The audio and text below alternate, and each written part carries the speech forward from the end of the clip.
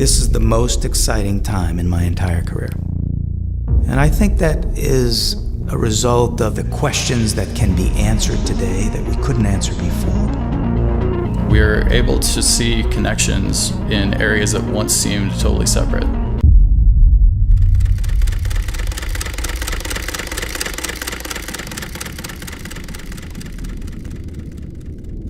Julia, we've just met, but we have something in common. We've both been obsessed with consciousness our whole lives. I did a PhD in neurophysiology, and I don't think I understood consciousness any more when I finished the degree than when I started the degree. Why is consciousness so baffling? Because it's everything we have, all we are. So when I need to talk about consciousness, like now, I always say, what is it first, so we understand what it is. And as I said, it is everything. I define it as what goes away in the evening when you go to sleep and comes back the next morning when you wake up. And sometimes it comes back during the night when you dream. So consciousness is all we experience. And now, of course, if you eliminate experience from everything else, nothing is left as far as each of us is concerned. So experience means all the sounds and sights of life. It means all the feelings you might have had, will have, all the thoughts, all the wishes. Of course, it means yourself, your friends, your country, your place in the world. Everything is an experience. There's nothing but an experience for each of us. So that's consciousness.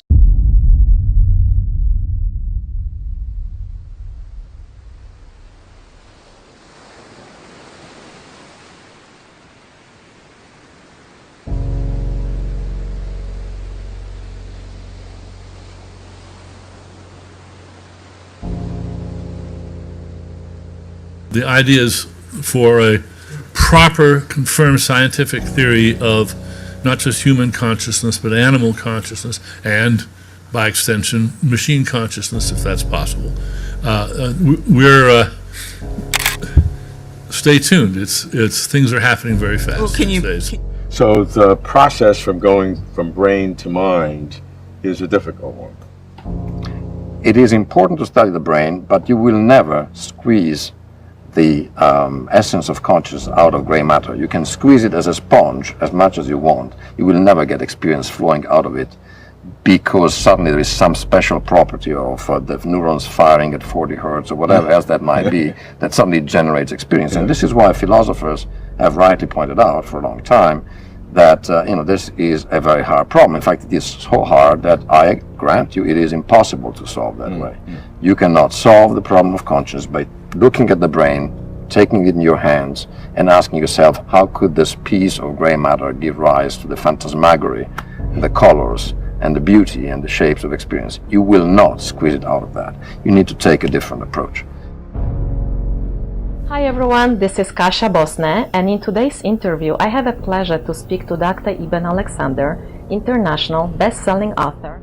It was impossible after impossible after impossible. Eben Alexander, a Harvard-trained neurosurgeon, and he now carries the memory of what he says was a journey that all his scientific training cannot explain. And there are a lot of scientists out there who get this, those who study consciousness and realize very deeply that the physicalist model that brain creates consciousness fails miserably. It is coming to an end. It is too simplistic and doesn't offer up anything to explain the observations about day-to-day consciousness or about what one might call rogue phenomena, like near-death experiences, shared death experiences. Since Napoleonic times, surgeons like I have had the challenge of controlling bleeding in wounded people. I want you to understand a little bit of what that is like by taking you with me through one of the more harrowing cases of my career. It's 3 a.m. in a big American trauma hospital. I'm the surgeon on call, and we get notice that a gunman has gone to a student's party and started shooting people. As the most senior doctor on the floor, I gathered the team together and I assessed every patient as they came through. I then turned my attention to the most serious one, a 15-year-old boy named Mark, who, although conscious, was wide-eyed with fear and speaking in short, breathless words. I knew that he would need to go to the operating theatre fast. As he slipped into unconsciousness, we slid in a breathing tube and raced him off to the operating room. But in fact, he didn't get there. And during this period, a number of things happened. The first is that the body mobilises all those incredible survival reflexes that have made us such resilient organisms. When you bleed, three important things happen. Your blood clots to plug the hole, your blood vessels constrict to divert blood away to the vital organs, and your heart beats faster and your breathing goes faster to try and increase oxygenation. This is like the event horizon that surrounds a black hole, the point at which the gravitational pull is so strong that there is no longer any chance of escaping its clutches. Now, I hope you've got a bit of understanding about the dying process. I've looked after thousands of injured patients since, and sadly, I've seen that same sort of situation happen a number of times. Arriving alive, but critically ill, and in the end not making it, not because we didn't know what to do, but because we didn't have time to do it. And it's also given me a rather peculiar perspective on life and death and the transition from one to the other. And I can tell you, it's very different to the way it's usually portrayed in the movies. It often happens over a period of minutes, sometimes as many as 20 or 30 minutes, where the patient enters a sort of eerie biological twilight zone. It is a bit like dusk, which is neither day nor night. He or she is neither fully living nor yet passed away. In over 10 years, as a surgeon specialising in the care of severely injured people, I've had more than a few times that I've sought divine intervention. Most often it's been in the operating theatre when I've been doing everything I can. Here's a question. Do you believe in heaven? Various polls find that somewhere around 80% of Americans do. But a Harvard-trained brain surgeon wasn't so sure until he spent a week in a coma and came out with an incredible description of the afterlife. They have been touched by a medical miracle, and maybe more.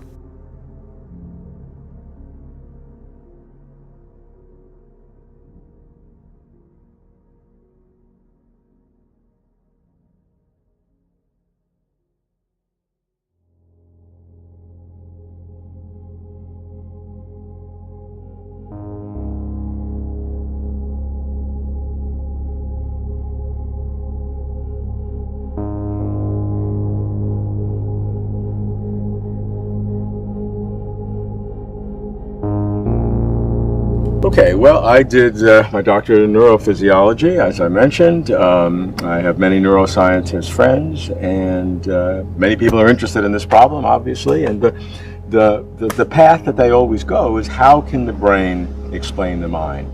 Why is the output of the brain the mind? And many different theories from neuroscientists, most of whom believe that the firing of electrical impulses, the flow of chemicals across synapses between the neurons, in some sense, maybe gross electrical activities across brain areas. In some sense, the activities of the neurons themselves, circuitry, whole brain areas. In some sense, consciousness is a product of all of that. That's their assumption, but they never, ever make any progress on what it feels like in terms of the inner experience. So we have learned a great deal about this relationship between our brain and our consciousness, no doubt about that, especially in the past 20 years, but even prior to that. But there are many things that remain exceedingly mysterious.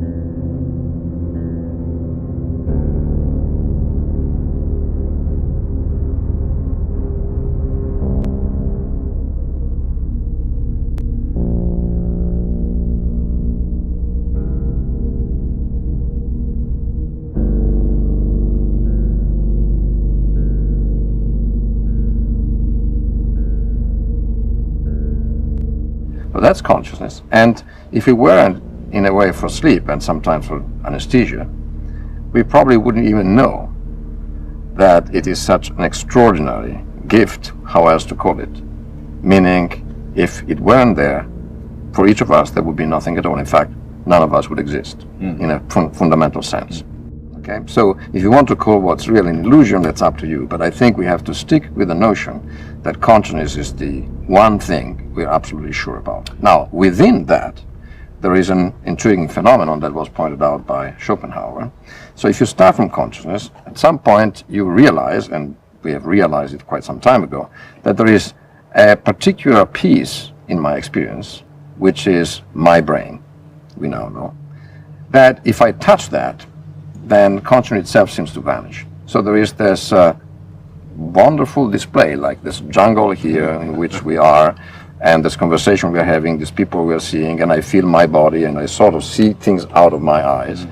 And all of this, we now have come to believe, depends on something inside my skull, that if I knock it out, just as you said, sort of everything disappears. So in the great theater of consciousness, of experience, there seems to be one place inside here which is responsible for the theater itself.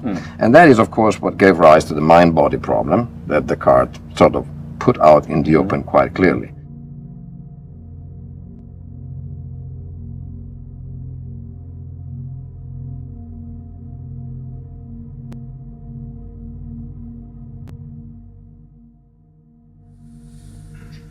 I'm a psychiatrist, philosopher of emotions, ethicist, so I have to say part of what I think people are really worried about is neither consciousness or intelligence, but the self. And what is the self? And will we be able to become? Will that be replaced? So how do you differentiate among those? Well, I think that the way that Yuval just defined consciousness, which is different than Daniel's definition of consciousness, is closer to my definition of the self. So I don't care about the semantics. So I think we're pretty compatible, I think, in our views of a lot of this. But I think that what I would just point out is that I know there are people, even at Davos, who are creating companies to try to create empathic AI, and I really agree with Daniel that that's a big mistake, that we really should be using AI as a tool, not as a companion. I would say that intelligence is the ability to solve problems, consciousness is the ability to feel things, to have subjective experiences like love and hate and fear and so forth. The confusion between intelligence and consciousness is understandable because in humans they go together. We solve most problems through feelings, but in computers they could be completely separated. So we might have super intelligence without any consciousness whatsoever. I agree. Vince Lombardi, the famous baseball coach, once described after one of his team's losses, "We didn't lose the game, we just ran out of time." And with that, I'd like you to share with me some of the excitement of modern technologies and what they're now about to do for us. More than that, though, technology is also giving us more time. And it's doing that by interfering at the end of life processes and pushing the event horizon further away.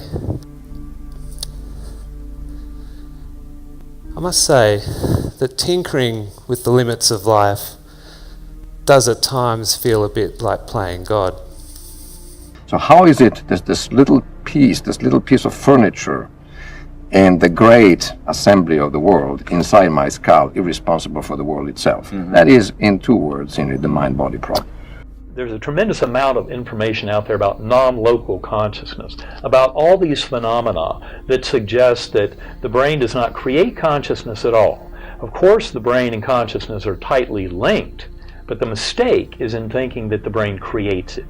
And what all of these observations suggest, and that includes the day-to-day observations around consciousness itself, just in a moment-to-moment function, is that consciousness is non-local and that it is fundamental. This is part of where, as I said earlier, the enigma around quantum mechanics really has the most facile solution is through acknowledging that consciousness is fundamental in the universe, and that's where the science is headed around all of this. All right, but there's some factual basis to that claim, because what seems to me to be a unified sense of visuals in this beautiful, strange place we're in, the smells, the sounds are all integrated together in one experience. But if I had hit on the brain, or I had a trauma or a stroke, any one of these can be knocked out, and so pieces of this could disappear.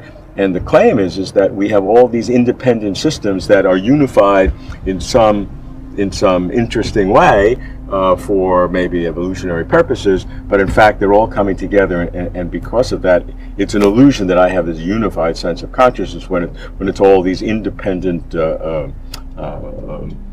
activities that somehow get unified together. Well, it's not an illusion at all. As I said, it's the only thing that is, I like to say, really real. Okay? So if you want to call what's real an illusion, that's up to you.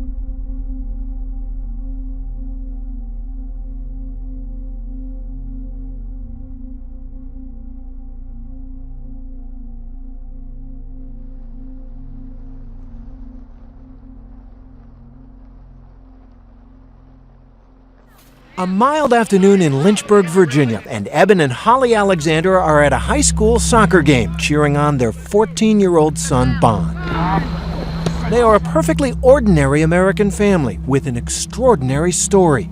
They have been touched by a medical miracle, and maybe more. I mean, it was impossible after impossible after impossible. Eben Alexander, a Harvard-trained neurosurgeon who was a skeptic when it came to religion, survived a near-death experience, and he now carries the memory of what he says was a journey to heaven, a journey that all his scientific training cannot explain.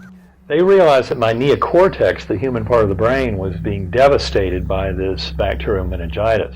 And the rest of his verbalization was purely screaming. Eben Alexander had been stricken with an extremely rare and virulent E. coli meningitis infection that was ravaging his brain, plunging him into a coma. And so it should have gotten rid of all but the most rudimentary of any kind of experience. According to our modern views, neuroscientific views of the brain and the neocortex, the part that makes us human, the outer part of the brain, that's the part that's most specifically attacked by bacterial meningitis, which really makes that kind of severe meningitis a perfect model for human death. Doctors gave him almost no chance to live and told his family if he did survive, he'd be brain damaged for the rest of his life. Now it turns out that totally shocking to my prior self and to the belief of brain creates consciousness was what happened deep in coma. And what I remembered began in what I call the earthworm eye view, a very primitive, coarse, unresponsive realm, like being underground or in dirty jello. It seemed to go on for a very long time. And I think in looking back on it, that earthworm eye view was the best consciousness that my brain could muster while the neocortex was being destroyed by this aggressive, primitive bacterial meningitis. It turns out that what happens next is really kind of the big surprise of the journey, because in fact, as I was down on that bottom with that very limited neurologic function, and in fact, in that earthworm eye view, I had no memory of the life of Eben Alexander. I could remember nothing of my earthly existence, remembered no words, no language, none of my scientific knowing, none of my religious concepts. Everything got wiped out. And initially, when I came back to this world and was trying to understand it all, I thought, well, that makes sense that I would remember nothing of my life because my whole neocortex was destroyed. My doctors knew that very well from my exams. In fact, to this day, by the end of the week, I was down to a 2% chance of survival, no chance of recovery. And so that's why so much of this has been a deep mystery that demanded my attention and trying to understand it all. Now it turns out that I was rescued from that earthworm eye view by this slowly spinning white light and a perfect musical melody that took me up into that beautiful, idyllic, ultra-real Gateway Valley. It's a beautiful vision, but heaven? A lot of people are going to say, Doctor, it was a hallucination. Your brain got zapped by this disease, all the wires got crossed, and you saw a girl on a butterfly wing and you were spinning up in a melody. I know this was not a hallucination, not a dream, not what we call a confabulation. I know that it really occurred, and I know it occurred outside of my brain. So basically, But how? How can he even suggest that, much less claim that his experience is proof of heaven, as he's called his new book? He showed us his brain scans. it wasn't leaving any part of my cortex unaffected. So your conclusion is because all of this outer area, which is the higher functioning, was covered with the infection, what you experienced in the coma wasn't part of the brain. Right.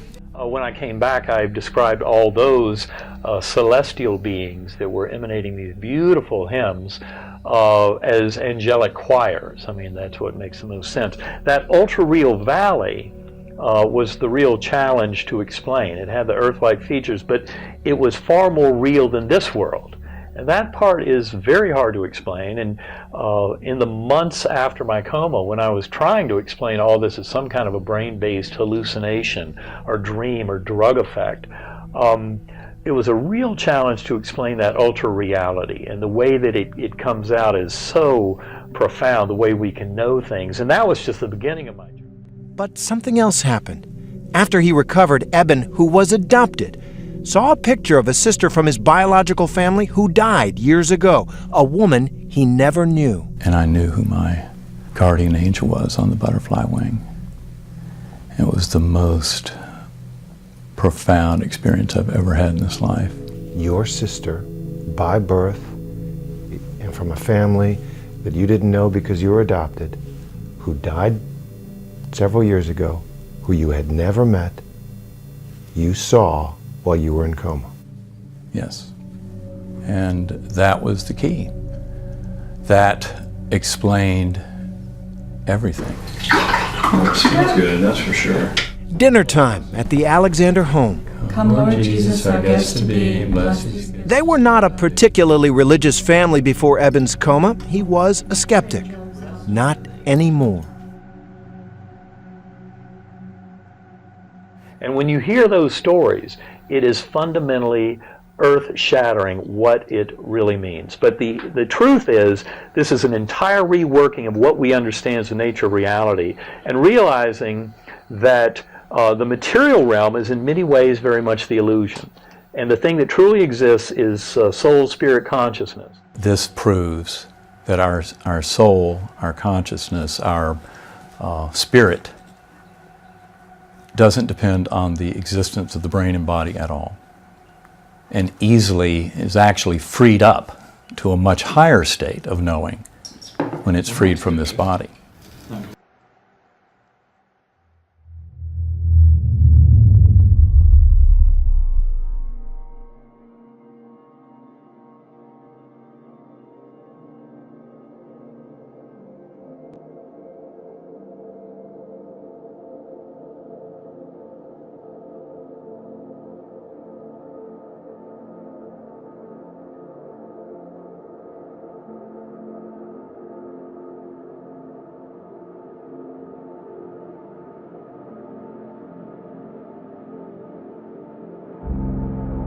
It's important to be open. You know, I get into that in Map of Heaven, the whole issue of synchronicity, all the focus that Carl Jung placed on synchronicity. And to me, it's a crucial part of getting to the meaning that we can all find in our existence here. As individuals, as soul groups, as nations, as ethnic groups, all of humanity and beyond. It's all about showing up, paying attention, and being aware of that meaning that is there.